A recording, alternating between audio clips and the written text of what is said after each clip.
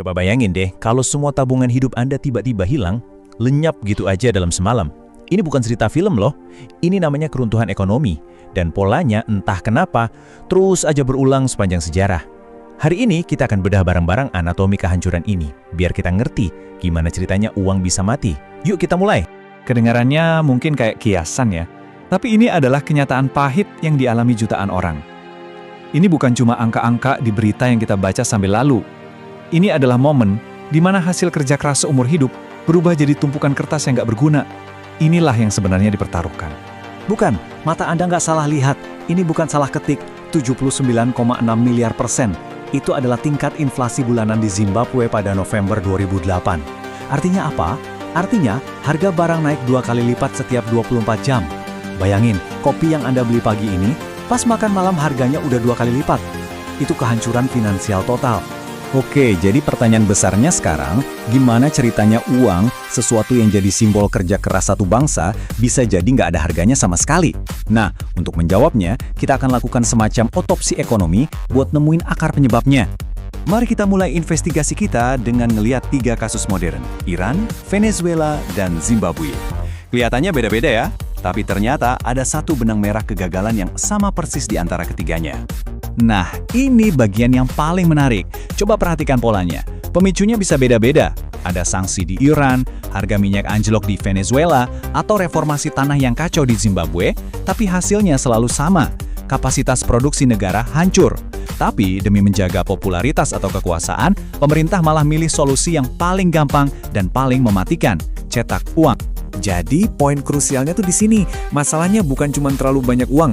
Krisis yang sebenarnya meledak itu pas jumlah barang dan jasa di pasar anjlok, sementara jumlah uang yang ngejar barang-barang itu malah membludak. Terlalu banyak uang mengejar terlalu sedikit barang. Itulah resep bencana yang paling ampuh. Keruntuhan kayak gini tuh nggak datang tiba-tiba kayak petir di siang bolong. Ada tanda-tandanya, ada bendera merahnya. Nah, ini dia 3 bendera merah yang perlu kita semua waspadai. Anggap aja ini kayak checklist bahaya. Bendera merah pertama, politisi mulai ikut campur dan ngendaliin mesin cetak uang. Kedua, muncul pasar gelap. Kalau kurs dolar di jalanan jauh beda sama kurs resmi di bank, itu tandanya kepercayaan lagi anjlok. Dan yang ketiga, defisit kembar. Artinya, negara belanja lebih banyak dari pendapatannya dan impor lebih banyak dari ekspornya. Ini tuh resep buat hidup di atas utang dan, ya, itu nggak akan bertahan lama. Mungkin kita mikir, ini kan masalah negara modern aja. Eits, tunggu dulu. Coba kita mundur 400 tahun ke belakang. Kita akan lihat kisah keruntuhan perusahaan terbesar dalam sejarah dengan pola yang, percaya atau enggak, mirip banget. 7,9 triliun dolar. Kalau disesuaikan dengan inflasi, segitu tuh nilai puncak dari perusahaan Hindia Timur Belanda atau VOC. Biar kebayang, itu lebih besar dari nilai Apple, Amazon, sama Google digabungin hari ini. Gila kan? Dulu mereka itu raksasa yang kayaknya mustahil buat tundang. Atau setidaknya begitulah kelihatannya. Jadi VOC ini bukan perusahaan biasa loh. Mereka itu kayak negara di dalam negara. Pemerintah Belanda kasih mereka hak buat punya tentara sendiri, nyetak uang sendiri, bahkan menyatakan perang. Kekuasaan mereka itu absolut. Tapi, di balik semua kemegahan itu, VOC sebenarnya udah busuk dari dalam. Korupsi merajalela di mana-mana, para pegawainya malah sibuk memperkaya diri sendiri. Sementara itu, manajemen di Belanda nutupin masalah dengan cara bayar dividen dari utang. Ini kan skema Ponzi klasik. Ditambah lagi, biaya buat mempertahankan kerajaan bisnis mereka jadi kegedean. Mirip banget kan sama pemerintah yang salah urus?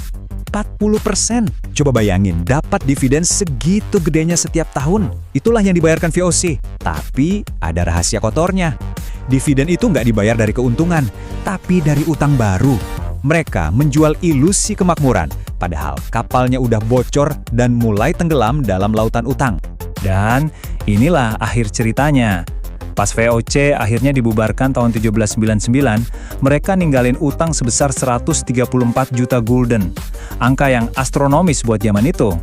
Sang raksasa akhirnya ambruk karena bebannya sendiri. Jadi, apa sih pelajaran yang bisa kita ambil dari semua ini? Dari Venezuela sampai VOC? Ternyata ada hukum-hukum ekonomi yang abadi, yang nggak bisa dilanggar, nggak peduli zaman apapun. Mari kita rangkum. Gini, kekayaan sejati sebuah negara itu bukan soal seberapa canggih mesin cetak uangnya, Tapi soal pabriknya, ladangnya, inovasinya, Zimbabwe menghancurkan ladangnya, Venezuela melupakan pabriknya. Keduanya harus membayar harga yang sangat mahal. Uang kertas itu cuma secarik janji atas hasil produksi. Kalau nggak ada produksinya, ya janji itu kosong. Ini klise tapi bener banget. Nggak ada yang namanya makan siang gratis. Program-program pemerintah yang didanai dengan cetak uang, kayak subsidi gede-gedean atau gaji buta, itu sebenarnya adalah pajak yang tersembunyi. Pajak ini namanya inflasi. Dan yang paling kena getahnya siapa? Ya rakyat miskin dan kelas menengah yang punya tabungan. Coba deh pikirin, apa yang bikin selembar kertas di dompet kita ini ada harganya? Cuma satu hal, kepercayaan. Kepercayaan kita semua bahwa kertas itu bernilai. Itulah fondasi sistem moneter. Ketika pemerintah mengkhianati kepercayaan itu dengan mencetak uang seenaknya, mereka bukan cuma ngerusak mata uang, mereka itu merobek kontrak sosial yang ngikat kita semua jadi satu bangsa. Jadi, saya mau tinggalin Anda dengan satu pertanyaan ini. Saat kepercayaan itu hilang, apa yang tersisa? Ini bukan cuma pertanyaan tentang sejarah. Ini adalah sebuah peringatan. Karena sejarah udah ngajarin kita, jawaban dari pertanyaan itu seringkali adalah kekacauan. Coba renungkan.